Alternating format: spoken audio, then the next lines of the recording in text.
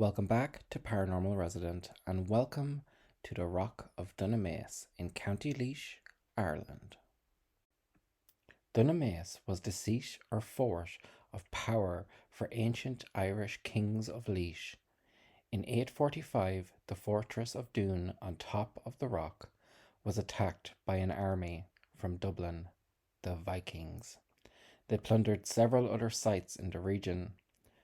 Nothing of the original fortress can be seen today, but what does survive is one of the most spectacular Anglo-Norman fortifications in the country. What we see today was probably built around the 1200s.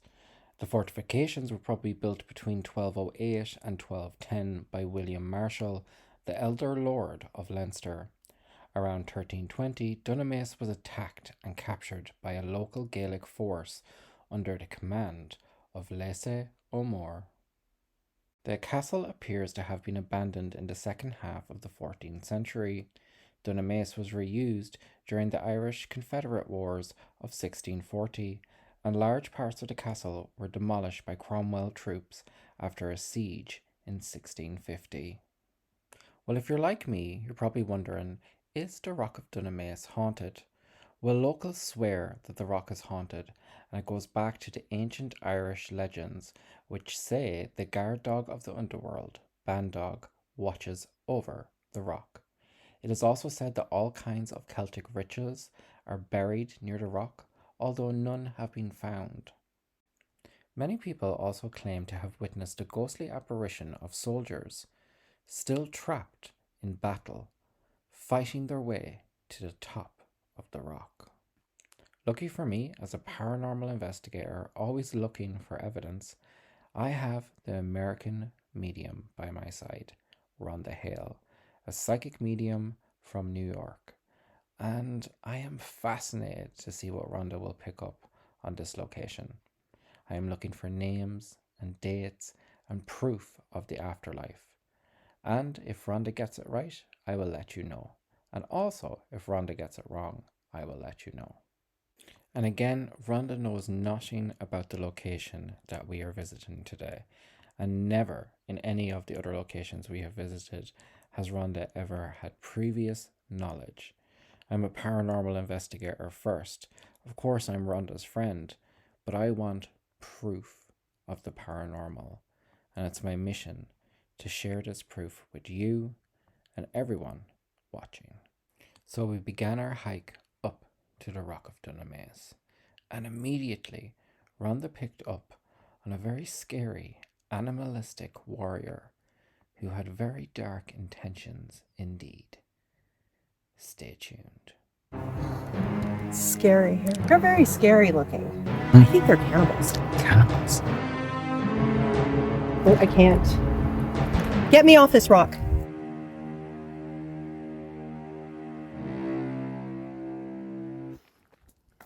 So guys, we're making the trek up to the rock itself, and I'm going to see if Rhonda picks up anything as we're approaching. Definitely, without question. It's very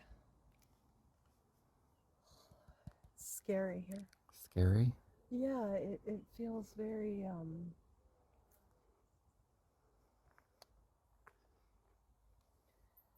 I feel like there's danger all over the place. I can almost like if I don't I don't know how this makes sense for this area and being in Ireland, but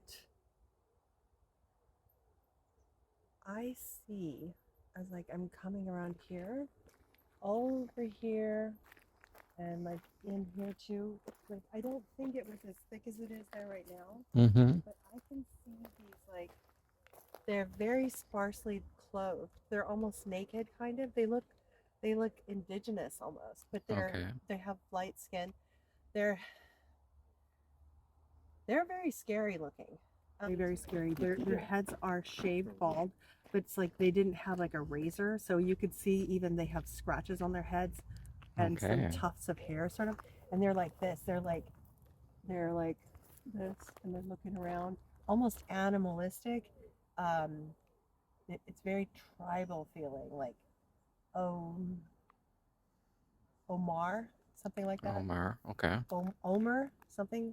Um, More? but they're very something like that. Yeah, it's like a two-part word. Mm. But they work together almost as one. It's almost like they move like animals. Like So straight away, Rhonda was picking up on kind of an animalistic cannibal figure, which I find interesting because it is known that people do see the apparition of dogs around the Rock of Dunamase. It's also referred to as the Hellhound. I wonder, is this how it manifests to people, how it shows itself to people? But actually, it is a clan ready for battle. very quiet, and they're just going. Like panthers. Yeah, they're like making hand signs to each other like Yeah. this of when to go, and when, but they're not alone. Oh, they're not alone. They're like pagans. Like, oh my god, I'm so uncomfortable to say this. I Mm. think they're cannibals. Cannibals. I do, Okay. and they're very animalistic and just like I'm afraid of them. Okay. And there are this other group, and I want to say I'm like late 1100s, maybe 1200s more. Mm-hmm. And I think there's Vikings here. Vikings. Yes, and they're like how you'd imagine. They're majestic and strong. They have plaited hair, like intricate braids tied back. Some of them it's shaved, and they don't look rough and crazy like these. This other group looks crazy, but they're working together. So during my research, I discovered that in 845, the fortress of Doon on top of the rock was attacked by a Viking army from Dublin, who also plundered several other sites in the region. This group of like heathens or something, and like, I don't know how else to describe them. They're It's just like this. ferocious. They are. Well, they're terrifying because they'll look at you like this, and there's the sharp teeth, jagged teeth that are meant to be jagged to like So like bite in. probably file them down with Yes, I think stones or it feels something. like they do, and like they fight with their teeth even, and they're coming in first, like the first wave, because they're so stealthy and they know the area. As we approached the actual ruins of the Rock of Dunamase, Rhonda was telling me behind the scenes that she was feeling incredibly anxious and nervous about this location. Her heart was racing. She was very, very scared of what she was witnessing in her mind's eye. She described to me grotesque scenes, things I can't repeat here on YouTube. It's times like this that I have to battle with making a video and making sure my friend is okay. And I was growing incredibly, incredibly concerned for her well being and her mental state. But Rhonda is a true professional and she wanted to continue. We took some breaks, we discussed things, and we got back on track. And what came forward was very dark indeed. They're like flat. They're Mm. all up against, like they're clinging to the wall. Camouflaging themselves, kind of. Yeah, yeah.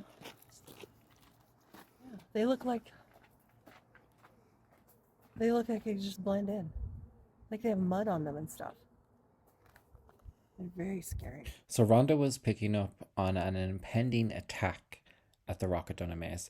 She could feel a certain clan known as the O'More clan, which it did happen. In my research, I came across the name O'More, and they did attack their castle. It was attacked also by the Vikings, but she kept describing this animalistic dog apparition.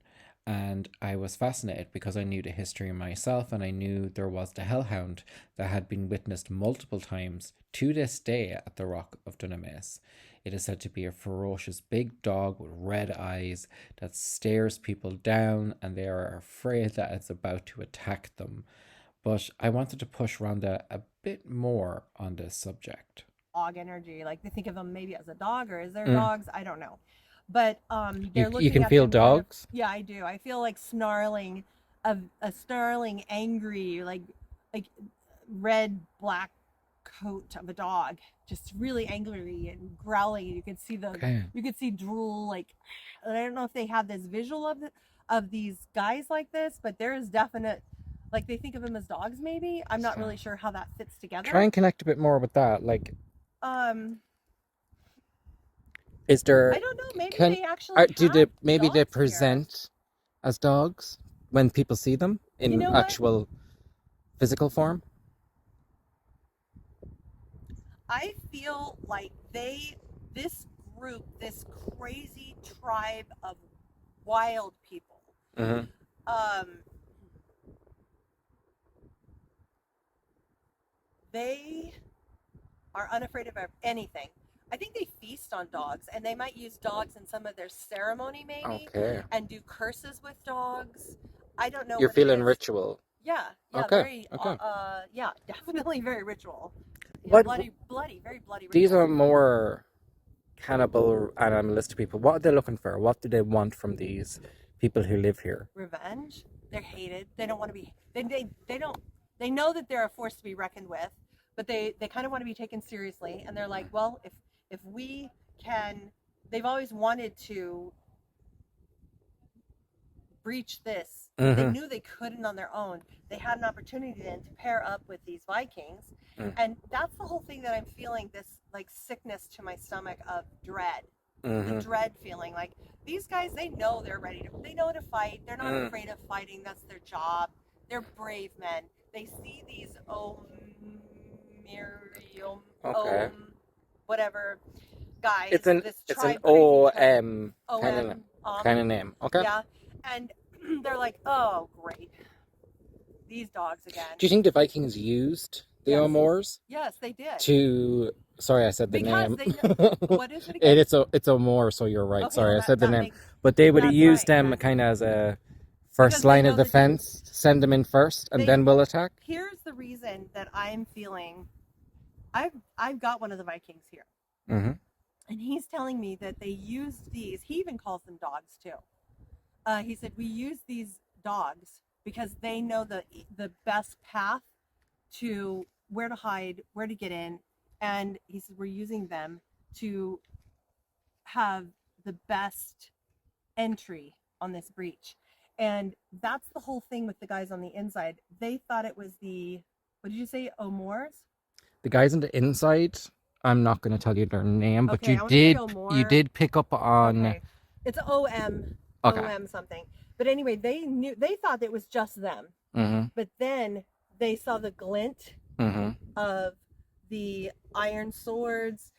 And then they could hear, and then all of a sudden the war cry came out. And there's this big, I can hear it. It's like a stampede of feet, just the weight of strong men just coming up to pummel the door. And they're coming up there, and they've got this battering ram, Mm-hmm. and they're like they're Wow. battering this door. Oh my God. And they're screaming in there. There is screaming, because now they are spreading the word that it's not just these local, it's not, they know it's not a skirmish. They know it's not a local clan thing. It's not a brawl. It's No, it's and it's serious. not just these local Omori or Moors, Mm-hmm. but it's a force of Viking. It's a Viking invasion, is what I'm getting. Okay. So this is what is so incredible about Rhonda's gift. It's literally like stepping back in time and reliving a moment in history. And the most significant thing that happened here was an attack by the Vikings. It would have been gruesome, ferocious, and incredibly terrifying. So Rhonda started to smell something. She could smell smoke, fire, and she could hear the screams of children. I don't know if the black smoke is because the fireballs have oil on them or tar or something, or if they're hitting human beings. It smells terrible. Oh, what are these? Oh my god. Yeah, and it's like I'm walking this hill. This is a steep hill. Mm-hmm. It takes some effort for me to, I mean, I can feel myself climbing this hill. It'd be quite easy to fall down. It's got to be respected. The incline needs to be respected. However, the sound of these strong men they're like just rolling up this hill with the greatest of ease. Wow. These big balls, like probably this big, being flung over, and it was black smoke, and now look at the sky.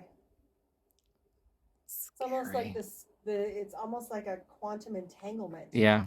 Like it's pulling in some of that same energy. God, it's just terrifying. You have nowhere to run. You have nowhere to hide. I see. You're up on a hill. Unless you start rolling. It's funny. I'm wearing white today because up there on that hill, I see a woman who's kind of pulling children in like this, and she's wearing white. And I don't think she's a sister or none. I think she's like a lady, and she kind of has a, what would you call that? Like a hat? It's not a hat, but like a wimple or something, maybe. Okay. Or, I don't know, but her head is covered, and it would be very, like, think of early Renaissance period. I'm thinking early 1200s, mid 1200s, and she's doing her best to bring these children in, and there's so much screaming. She's not screaming. She's just trying to occupy her mind with getting the kids here and letting their eyes face her, and she's pulling them into herself like this, like there's children, and they're just screaming and wailing, and it's going to be over for them, and she knows it. Rumor has it that there is a buried treasure on the grounds of the rock of Dunamase. So I couldn't bring a psychic medium all the way up and not ask, is it true? I definitely pick up on buried treasure. I don't feel like it's an enormous treasure, but I feel it's very present. It does vibrate here. And some of the things I can see is I can see a golden chalice. Okay. Like a goblet, and it's encrusted with very rustic and encrustments of precious stones, like very rough cut stones, and some other things. But I think most of it was made off, really. I think most of it was pillaged and taken. What area do you see this kind of being buried in? Off over here. Over here? Yeah, like I can feel it. And you know what? I'm kind of like, I'm feeling like it wasn't even someone of the family. I think that it was possibly like the High King's right hand servant, kind of. Okay. So they were trying to hide it. He's hiding it for the family. Okay. And he did tell someone, but then he got slaughtered afterwards. So I don't know if So I just can't come up here. Was there a treasure recovered here? They have been. They're still looking for it. I feel like it's like over here. It's still up. It's up high because he didn't get very far. The invasion happened fast. Do you think it would be on the other side of the embankment or inside the ground? No, it's still inside. It's high. It's up here inside. He couldn't get away. He couldn't get far enough, and they were coming in from the back even. So I can see him just. I see a like a big brown, almost like a tablecloth, and he's just throwing stuff in it, put the corners together, and just ran out really quick with them. And he's literally digging with his hands in a rock, and he's trying to get it in. And I feel like at the time, he's trying to bury it in a place that wouldn't be easily marked. So it's not like it's by a tree or by a big rock. But I do believe it's like over here. Okay. I really do. Okay. Just a little gorgeous farm. Day we have. You can see so far around. It's amazing. You know what's funny is like it's almost like when they've had a chance to tell about the tragedy and the sadness and the death and the loss of family lines ended here. Okay. Family lines ended here. Like they didn't continue after this. But it's almost as if after they tell their story, they're almost like, I kind of feel this older woman. She's about this tall, and she's clad in like a white, kind of like how I saw that other woman, but she's a little more stout maybe. Mm-hmm. And she wants to like take my hand. I feel like she's pulling this hand, and she wants to bring me up here. And I think she just wants to tell me about their normal. She goes, it wasn't always war torn. We had peaceful happiness here. What do you think this rune would have been? Could it be food? Am I smelling food? Mm-hmm. I feel like I'm smelling beef gravy. Or Beef something. gravy. Yeah, eating. But I also feel like I don't know. She's telling me, like I can really smell like there's gravy, like beautiful brown gravy. You know how much I love my gravy. Oh, I know. I love your gravy. So I feel like it smells like that.